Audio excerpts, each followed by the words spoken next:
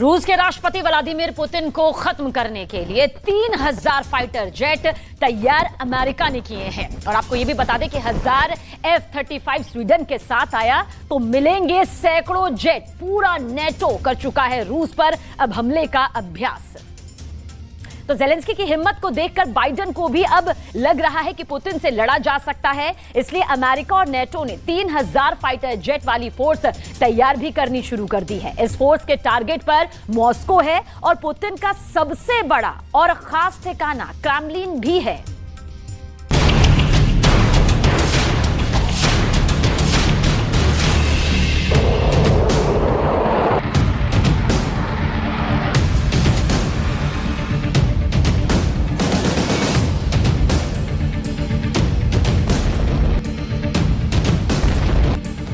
Putin की power को खत्म करने के लिए बाइडेन को कितने फाइटर जेट चाहिए, कितनी एयर पावर चाहिए, कितने लड़ाकू विमान हों जो मॉस्को पर चढ़ाई कर दें, सेंट पीटर्सबर्ग से लेकर रूस के हर बड़े शहर पर कहर मचा दें।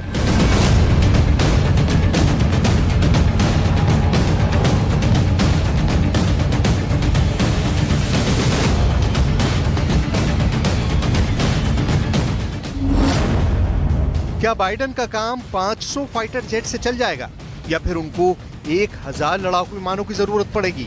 बाइडेन तो 1500 फाइटर जेट का भी इंतजाम कर सकते हैं, लेकिन सच ये भी है कि उन्हें इससे भी ज्यादा 2000 लड़ाकू विमान की जरूरत पड़ सकती है। लेकिन क्या इसमें उनका काम हो पाएगा?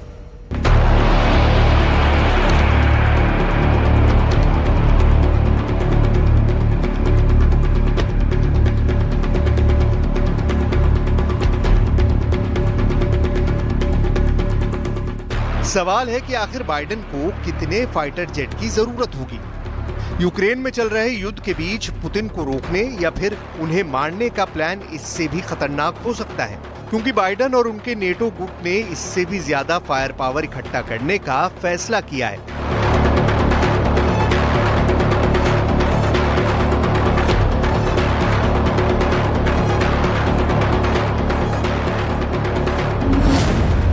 अमेरिका और नेटो मिलकर अब 3000 से भी ज्यादा फाइटर जेट उतारने की तैयारी कर रहे हैं। इसमें अमेरिका के ही 1500 से ज्यादा लड़ाकू विमान हो सकते हैं। इसमें फ्रांस के 200 से ज्यादा लड़ाकू विमान हो सकते हैं। इसमें जर्मनी के 230 से ज्यादा फाइटर साथ आ सकते हैं। इसमें ब्रिटेन के 200 फाइटर जेट की मदद मिल सकती है। इटली के 160 फाइटर जेट भी साथ जाएंगे। स्पेन से भी करीब 150 लड़ाकू विमान की मदद मिल जाएगी और पोलैंड जैसी छोटी वायुसेनाओं से 60 फाइटर प्लेन साथ ले सकते हैं।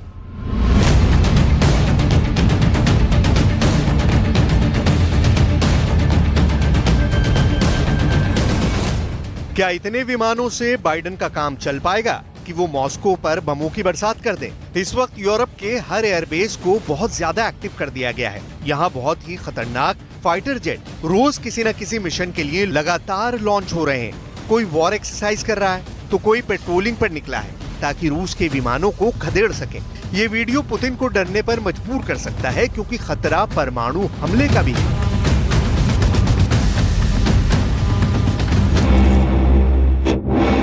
ये अमेरिका का F-35 है।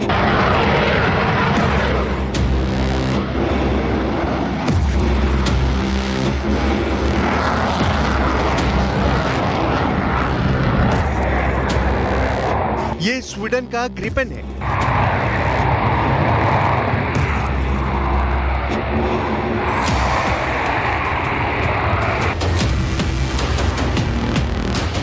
ये ब्रिटेन का यूरोफाइटर है। यहाँ जर्मनी का यूरोफाइटर भी है।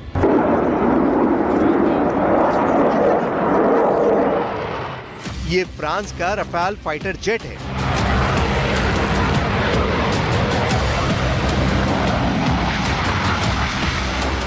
ये नॉर्वे का F-18 सुपर हॉर्नेट है।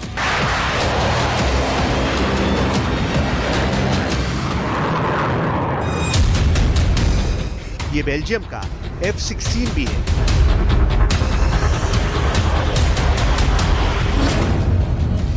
इन सबके टारगेट पर है पुतिन की राजधानी यानी मॉस्को।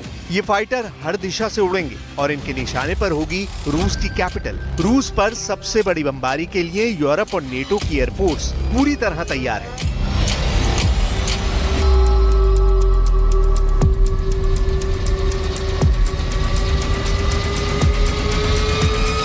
अगर ये विमान रूस की सरहद में घुस गए तो क्या होगा? क्या पुतिन इन्हें रोक पाएंगे या ये मॉस्को पर ऐसी बमबारी करेंगे कि नौबत वर्ल्ड वॉर की आ जाएगी? बाइडेन के पास अपनी एयर पावर को बढ़ाने का एक और तरीका है जिस पर पूरा नेटो लगातार गौर कर रहा है।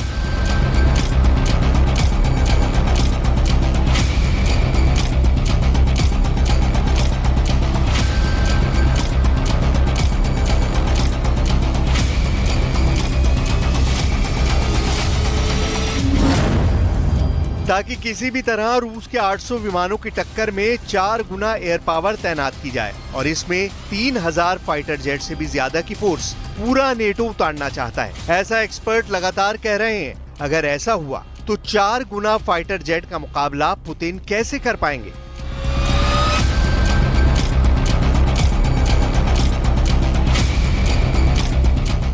पुतिन की इसी आशंका को मजबूत करता है स्वीडन को नेटो में शामिल करने का प्लान।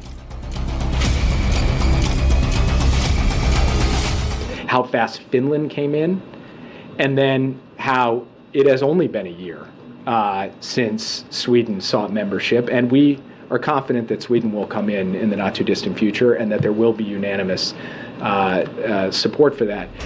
यूरोप जाने से पहले बाइडेन का एक वीडियो वायरल हो रहा है जिसमें वो परिवार के साथ डेलावेयर में समुद्र किनारे धूप सेक रहे हैं। इस वीडियो में उनकी बेफिक्री बताती है कि पुतिन को काबू करने को लेकर उनका भरोसा जरूरत से ज्यादा बढ़ा हुआ है। युद्ध के 500 दिन होने के बाद बाइडेन के लिए जेलेंस्की की मदद करना आसान नहीं रहा, लेकिन अब वो पूरे नेटो को लेकर एक नई शुरुआत करना चाहते हैं। इसलिए बाइडेन यूरोप के दौरे पर आए हैं। ये दौरा उनके लिए बहुत खास है क्योंकि स्टॉर्म शैडो जैसे हथियार यूक्रेन को दिए जाने के बाद पुतिन अब सीधे सीधे नेटो देशों को टारगेट करने की बात कर रहे हैं।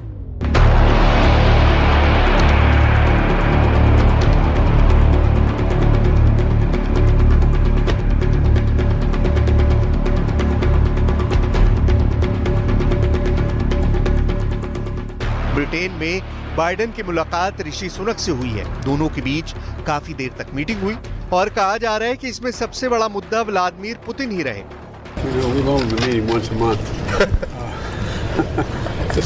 We've met in San Diego, Belfast, Hiroshima, Washington, here, and couldn't be meeting with a closer friend and a greater ally. And we've got a lot to talk about. Biden Sweden को लेकर पूरे Europe को भरोसे में लेना चाहते हैं। अभी तक स्वीडन को नेटो में शामिल नहीं किया गया है, लेकिन कोशिश लगातार जारी है। अगर स्वीडन नेटो में शामिल हो जाता है तो समझ लीजिए कि उसके फाइटर जेट भी रूस पर हमले के लिए इस्तेमाल किए जाएंगे। स्वीडन की एयरफोर्स दुनिया की बेहतरीन वायुसेनाओं में गिनी जाती है। इसके विमानों का मुकाबला वाकई में नेटो और रूस के टॉप क्लास के फाइटर जेट से किया जाता है। इसमें सबसे खतरनाक ग्रिपेन का आधुनिक वर्जन, जिसकी वजह से स्वीडन की एयरफोर्स को बहुत मजबूत माना जाता है। स्वीडन के एयरफोर्स के पास 150 फाइटर जेट हैं। ये सभी ग्रिपेन के अलग अलग वर्जन हैं, लेकिन एक अनुमान है कि स्वीडन के पास पुराने ग्रिपेन और बाकी फाइटर जेट को मिलाकर 1000 लड़ाकू विमान हो सकते हैं, जो सीक्रेट गोदामों में रखे गए हैं। ये फौरन उड़ान के लिए तैयार नहीं, लेकिन एक छोटे नोटिस पर जल्द उड़ान लायक बनाए जा सकते हैं। इन विमानों को स्वीडन ने छुपा कर रखा हुआ है, ऐसा कई खुफिया एजेंसियों और एक्सपर्ट्स का मानना है।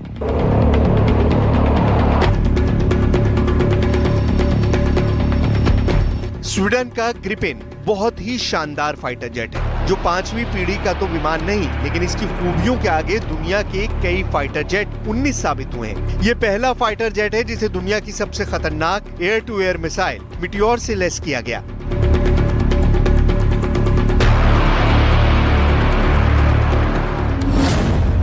इस मिसाइल की रेंज 80 से 150 किलोमीटर तक है। ग्रिपेन के नए वर्जन में ऐसी 7 मिसाइल लगाई जा सकती हैं। इस मिसाइल को देखकर दुश्मन का सबसे जाबाज पायलट भी इससे फासला बनाए रखेगा। ऐसे ही हथियार हैं जो स्वीडन की वायुसेना को बहुत खास बना देते हैं। ऐसे ही हथियार हैं जो किसी भी युद्ध में गेम चेंजर साबित होते हैं, फिर चाहे दुश्मन कितना भी ताकतवर क्यों ना हो। यही वजह है कि अगर नेटो के साथ स्वीडन आता है या ये नेटो के साथ मिलकर रूस के खिलाफ युद्ध लड़ता है, तो नुकसान में सिर्फ पुतिन की एयरफोर्स ही रहेगी, क्योंकि ग्रिपेन जैसे फाइटर जेट के शामिल होने से नेटो की ताकत कई गुना बढ़ जाएगी। इसमें कोई शक नहीं है। ये डर पुतिन को भी है और उनकी वायुसेना भी इस खतरे को बहुत अच्छी तरह जानती है। मॉस्को के आसमान में नेटो के फाइटर जेट पहुंचे तो सीन कुछ ऐसा होगा। धमाके क्रेमलिन से लेकर रेड स्क्वायर के कोने कोने पर होंगे। कोशिश पुतिन की सत्ता को पूरी तरह हिलाने की होगी, लेकिन ऐसी बमबारी अगर हुई तो समझ लीजिए कि फिर विश्व युद्ध होने से कोई नहीं रोक पाएगा। ये खतरा नेटो को भी है, ये पुतिन से लेकर बाइडेन तक सब जानते हैं। लेकिन डर यही है कि नेटो के फाइटर, चाहे वो F-35 हो या फिर यूरो फाइटर, वो F-16 हो या ग्रिपेन से लेकर रफाल तक, पुतिन के शहर पर टूटना चाहते हैं और बम बहुत ज्यादा बरसाना चाहते हैं।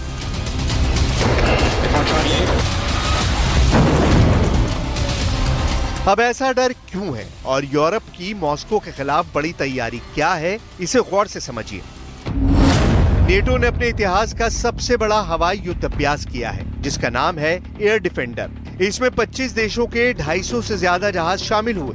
इसमें 100 से ज्यादा विमान तो अमेरिका के थे। एक्सरसाइज में 10,000 से ज्यादा वायु सैनिकों ने रूस से युद्ध लड़ने की प्रैक्टिस की। इसमें सिर्फ अमेरिका से ही 2000 लोगों का स्टाफ शामिल हुआ। यानी इस पूरे युद्ध अभ्यास के पीछे बाइडेन कैंप की साजिश है, ऐसा पुतिन का मानना है।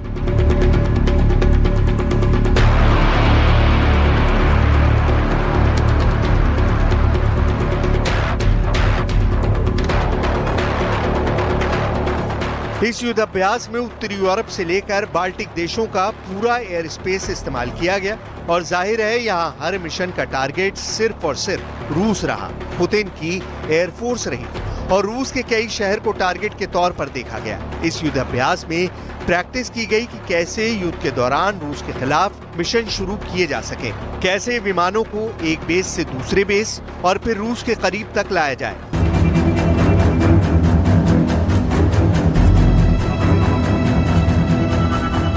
बाइडेन बहुत ही प्लानिंग के साथ नेटो के विमानों को इकट्ठा करके पुतिन को लगातार डरा रहे हैं, पुतिन को डायरेक्ट चैलेंज कर रहे हैं और इसमें उनका फ्रंटलाइन फाइटर जेट F-35 सभी विमानों की अगुवाई कर रहा है। अमेरिका और रूस के बीच किसी भी बड़ी टक्कर में अमेरिका सबसे पहला वार इस फाइटर जेट से करना चाहेगा। अगर अमेरिका ने F-35 के जरिए युद्ध किया तो पुतिन इसके खिलाफ अपना सुखोई 57 फाइटर जेट लाएंगे। ये बहुत बड़ी टक्कर होगी जिसमें नुकसान का दायरा बहुत बड़ा होगा।